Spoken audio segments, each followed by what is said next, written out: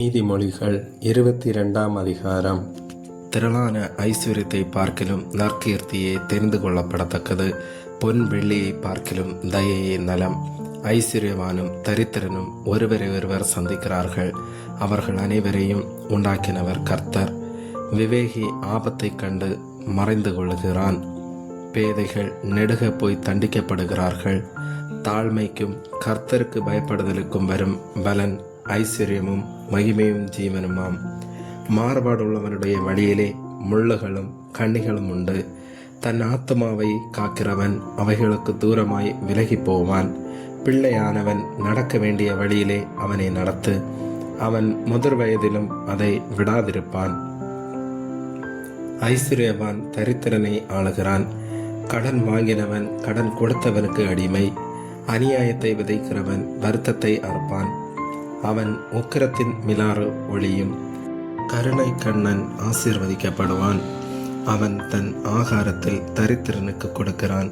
பரியாசக்காரனை துரத்திவிடு, அப்பொழுது வாத நீங்கும். விரோதமும் அவமானமும் ஒளியும். சுத்த இருதயத்தை விரும்புகிறவனுடைய உதடுகள் இனிமையானவைகள். ராஜா அவனுக்கு சிநேகிதனாவான். கர்த்தருடைய கண்கள் ஞானத்தை காக்கும். துரோகிகளின் வார்த்தைகளையோ அவர் தாறுமாறாக்குகிறார். வெளியிலே சிங்கம், வீதியிலே கொலையுண்பேன் என்று சோம்பேறி சொல்லுவான். பரஸ்திரியின் வாய் ஆழமான படுகொலி. கர்த்தருடைய கோபத்திற்கு ஏதுவானவன் அதிலே விழுவான். பிள்ளையின் நெஞ்சில் மதியினம் ஒட்டியிருக்கும். அதை தண்டனையின் பிரம்பு அவனை விட்டு அகற்றும். தனக்கு அதிகம் உண்டாக தரித்திரனை ஒடுக்குகிறவன் தனக்கு குறைச்சல் உண்டாகவே ஐஸ்வர்யவானுக்கு கொடுப்பான். உன் செவியை சாய்த்து ஞானிகளுடைய வார்த்தைகளை கேட்டு என் போதகத்தை உன் இருதயத்தில் வை.